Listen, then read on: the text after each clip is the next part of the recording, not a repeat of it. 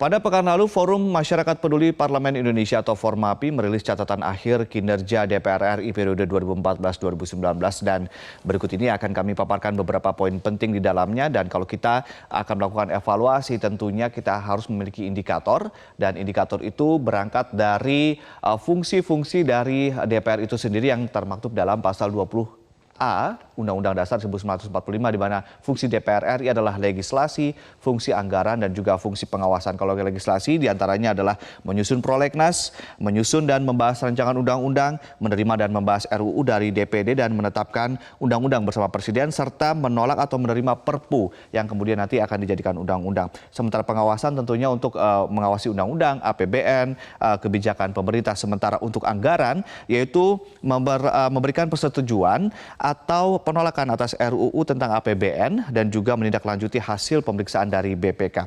Kita akan lihat untuk kinerja fungsi legislasi terlebih dahulu, di mana kita bisa melihat bahwa ini yang paling menjadi sorotan adalah 3 komisi DPR RI, terutama komisi 3, 6, dan 7 tidak menghasilkan RUU prioritas. Komisi 3 ini adalah komisi yang mencakup masalah hukum, HAM, dan juga keamanan. Sementara Komisi 6 mencakup masalah industri, perdagangan, UKM, BUMN, dan juga investasi. Sementara untuk Komisi 7 ini fokus di energi, riset teknologi, dan juga lingkungan hidup. Dan Komisi 6 DPR RI ini khususnya adalah komisi ini tanpa satupun RUU kumulatif dan prolegnas prioritas. Jadi fokus di bagian ini, sementara kalau kita secara keseluruhan dibandingkan dengan periode sebelumnya, ini 22% rancangan undang-undang kemudian dihasilkan, yaitu 32 RUU di periode 2009 hingga 2014 dibandingkan dengan presentasi capaian legislasi di periode yang ini hanya 14%. Kita bisa membandingkan kinerja kedua periode tersebut. Tadi adalah kinerja fungsi legislasi, kita akan melihat kinerja fungsi anggaran. Untuk menilai kinerja di bidang atau fungsi anggaran DPR RI, kita akan melihat beberapa indikator penting atau penilaian penting. Yang pertama adalah pelaksanaan fungsi anggaran DPR dilakukan bersama dengan pemerintah dalam membahas RAPBN setiap tahunnya. Dan penilaian berdasarkan penganggaran kementerian yang berkaitan dengan visi nawacita. Kita akan lihat apakah kemudian kinerja fungsi anggaran DPR ini berjalan optimal atau tidak. Satu persatu untuk rapor DPR RI 2014-2019 ini di bidang untuk Kementerian PUPR, di mana anggarannya bisa kita lihat dari 2015 sampai akhir maksud kami di akhir masa jabatannya itu APBN 2019. Bisa dilihat ada peningkatan dan konsisten begitu dalam peningkatannya, di mana pemberian anggaran besar terhadap Kementerian PUPR selaras dengan pidato Presiden Jokowi pada sidang tahunan MPR pada tanggal 14 Agustus 2015. Jadi untuk pengawasan anggaran DPR di sini berjalan optimal karena memang sesuai dengan visi nawacita, yakni membangun infrastruktur. Kita akan lihat untuk kementerian berikutnya. Ini adalah Kementerian Pertanian, di mana kalau kita lihat ternyata tren dari tahun 2015 hingga 2019 anggarannya relatif mengalami penurunan. Di sini dinilai oleh Formapi bahwa DPR tidak kritis membahas anggaran Kementerian Pertanian, padahal masalah pertanian tertulis dalam Nawacita poin ke-7 untuk mewujudkan kemandirian ekonomi dengan menggerakkan sektor-sektor strategis ekonomi domestik. Ini yang kemudian yang nilai atau dievaluasi oleh Formapi di 2 kementerian, di anggaran 2 kementerian. Lalu kemudian kita akan lihat untuk anggaran terhadap DPR sendiri, ini kita lihat trennya ternyata dari 2015 hingga 2019 mengalami peningkatan. Di sini bisa dilihat bahwa DPR justru mengalami kenaikan anggaran dari tahun ke tahun. Ini berarti DPR lebih fokus mementingkan kepentingan DPR itu sendiri dibandingkan dengan untuk program-program yang pro rakyat. Lalu bagaimana dengan untuk fungsi pengawasan? Di sini fungsi pengawasan seperti tadi diungkapkan bahwa memiliki fungsi untuk mengawasi jalannya undang-undang dan juga jalannya kebijakan pemerintah. Di sini DPR RI membentuk tim pengawas dan juga pemantau. Ada beberapa tim pengawas di sini. Dari sekian banyak tim pengawas, ada 2 tim yang kemudian tidak melaporkan hasil kerjanya, yakni tim UP2DP dan juga tim pengawas DPR RI pembangunan daerah perbatasan.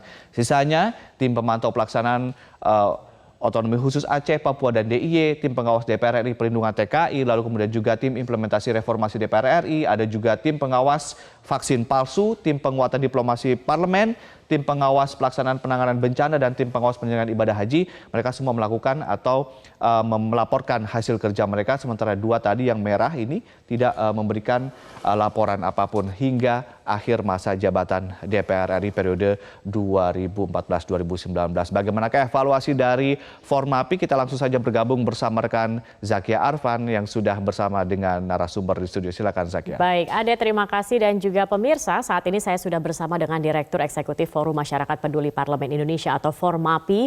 Sudah ada Imade Leo Wiratma. Selamat pagi Bang Leo, sudah hadir. Terima kasih sekali. Ini tadi kita sudah melihat catatannya begitu ya. Bahkan Formapi mengatakan DPR periode 2014 hingga 2019 ini yang terburuk sepanjang sejarah reformasi di Indonesia begitu. Apa yang membuat akhirnya DPR periode ini tidak produktif dan bisa dikatakan yang paling terburuk kinerjanya ini, Bang Leo? Ya, jadi sebetulnya itu agak keras kita mengatakan terburuk. Mestinya kurang membirakan dari sebelumnya gitu ya. Karena begini, mereka itu justru orang-orang yang sebetulnya berpotensi ya, dari segi pendidikan, dari segi umur, kualitasnya ada, produktif ya. Cuman mereka selama ini kan hanya ribut di dalam inter mereka, kepentingan mereka gitu. Seperti kita ketahui pada awalnya itu ada sengketa antara KMP dan KIH. Kemudian berebut kursi. Lalu dan setelah itu setelah PDIP boykot gitu ya, lalu ada kompromi, PDIP juga diberikan kursi. Nah itu jadi hanya masalah itu gitu. Nah kemudian yang kedua adalah kepentingan parpol itu sendiri yang menjadi persoalan. Seharusnya kan anggota DPR begitu dia menjadi wakil rakyat, dia mesti otonom. Dia mewakili rakyat. Tidak ada di dalam undang-undang yang mengatakan bahwa DPR itu adalah wakil partai. Jadi DPR di dalam melakukan fungsi-fungsi pokoknya yaitu legislasi, anggaran, dan pengawasan itu dalam kerangka representasi rakyat, bukan representasi partai. Nah ini yang mesti harus kembali, mereka tuh kembali ke laptop istilahnya, kembali ke jalan yang benar. Ya. Berarti kalau melihat dari kemarin sama sekali tidak ada yang mewakili rakyat sama sekali, atau Anda melihat ada tapi presentasinya hanya berapa persen? Iya, mungkin hanya sedikit lah gitu. Seharusnya kan kalau mereka kritis, mereka tahu di mana yang kementerian-kementerian yang misalnya langsung menyentuh kepentingan rakyat, yang meningkatkan kesejahteraan rakyat, itu mesti mereka bela gitu. Tapi ini mengapa sih Bang Leo? Apakah ini dari sistemnya atau apa yang membuat akhirnya mereka lebih mementingkan kepentingan politik atau kepentingan partai mereka sendiri dibandingkan dengan kepentingan rakyat? Dari Formapi sendiri melihat indikasinya mengapa ini bisa terjadi?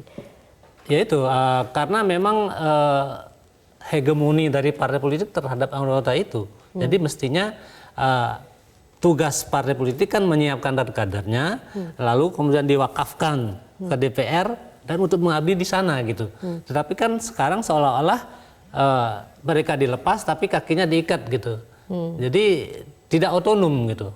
Makanya berikanlah kemerdekaan kepada anggota DPR kita untuk melaksanakan tugas-tugasnya di DPR. Oke. Tapi ada yang berkilah juga ini ya, kan tadi kan dikatakan fungsi anggaran, legislasi, dan pengawasan tidak kinerjanya tidak baik begitu. Tapi ada juga mereka berkilah begitu. Ini mengatakan bahwa kinerja legislasi misalnya ini bukan cuma urusan DPR tetapi juga pemerintah begitu. Menurut mereka seperti itu. Tanggapan Formapi bagaimana? Ya betul. Tetapi kan DPR itu bisa selalu mengingatkan pemerintah gitu. Mewakili, tanya dulu kenapa tidak mau datang kan, misalnya kalau tidak puas bisa dengan hak-hak yang selanjutnya seperti menyatakan pendapat dan lain sebagainya, itu tidak dipakai gitu. Itu sebetulnya boleh, tapi kan tidak ada usaha ke sana gitu. Memang sih kalau menggunakan hak itu agak serius juga akibatnya gitu. Nah untuk mendesak itu pemerintah kan mestinya harus ada pemaksa juga gitu. Jadi DPR bisa menggunakan hak-haknya. Bisa memaksa sebenarnya begitu ya. Ya. Nah, kalau kita melihat juga saat ini kualitas dari undang-undang yang dihasilkan DPR sendiri, ada yang mengatakan cacat kualitasnya, kemudian legitimasi dan juga tadi balik lagi melayani hanya kepentingan elit politik dan juga penguasaan. Ini apa sebenarnya yang apa namanya yang membuat akhirnya kualitas dan kuantitasnya juga sangat buruk sekali. Yaitu seperti saya katakan tadi adalah kepentingan partai bermain di situ. Jadi kalau misalnya kita membuat satu undang-undang kan maksudnya apa yang ideal, undang-undang terbaik bagi demokrasi ini, dan terutama adalah kesejahteraan rakyat gitu. Tetapi kan yang bermain di situ adalah kepentingan-kepentingan partai politik. Maka karena banyak kepentingan di sana, untuk mengambil satu keputusan harus banyak kompromi. Nah, kompromi itu tidak menghasilkan suatu ketentuan-ketentuan yang ideal gitu. Oke, termasuk kekritisan pada anggaran juga ini sangat kurang. Itu.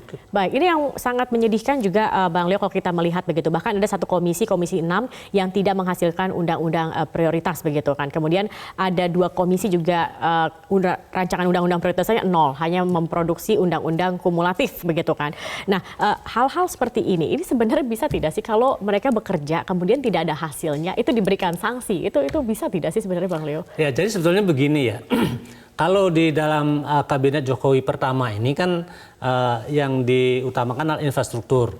Nanti menurut rencana besok ini jilid 2, Jokowi jilid 2 itu SDM. Nah, undang-undang yang diperlukan itu kan tergantung daripada apa yang menjadi prioritas pada masing-masing itu, sehingga bisa mendukung program pemerintah.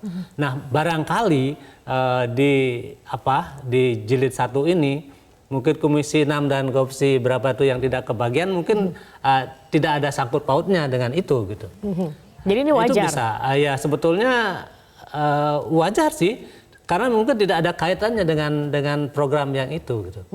Tetapi kalau misalnya di Proglenas itu mereka ada daftarnya tapi tidak melakukan, nah ini yang diberi sanksi. Harus diberi sanksi. Tapi sanksi ini memang ada.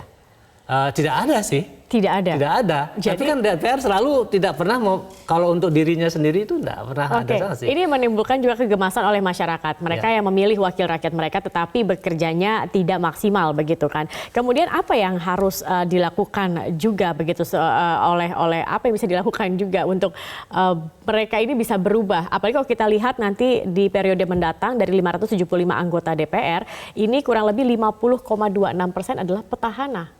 Berarti ini agak pesimis juga ya Bang Leo untuk bisa memperbaiki kinerja dari DPR lagi atau bagaimana? Ya, dalam periode ini saja 2014-2019 itu 50% lebih banyak yang baru itu lebih banyak dari yang petahana. Tetapi yang baru ini ternyata terkontaminasi oleh yang lama gitu. Sehingga DPR ya begitu aja. Apalagi sekarang petahana sekarang lebih banyak ketimbang yang baru.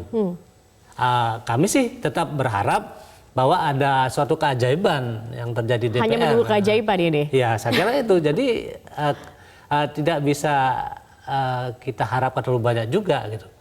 Karena memang kita lihat sekarang dari pendidikan juga tetap tinggi ya.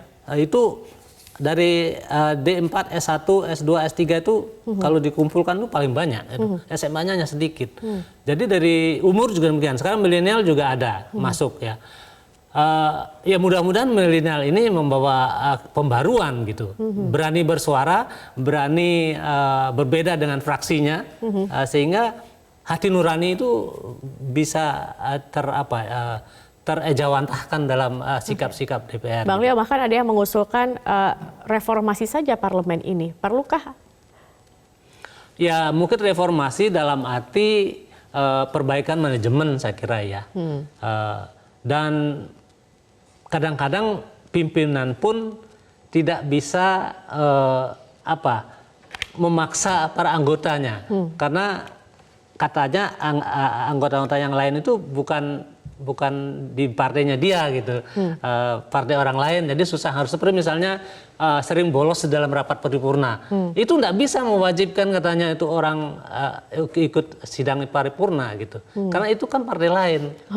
Jadi seperti itu, jadi agak susah. Jadi oleh karena memang itu harus diatur dalam undang-undang asal DPR dan pemerintah itu mau gitu. Tapi kan kemauan itu susah kita Kemauan dapatkan. ini yang kita pertanyakan, ada Ya, tidak sebenarnya ya. gitu ya, ingin Lihat aja memperbaiki ada dirinya. MKD itu kan sebetulnya tujuannya Baik. untuk menjaga. Jadi kita harus rumah optimis atau pesimis nih Bang Leo untuk periode mendatang?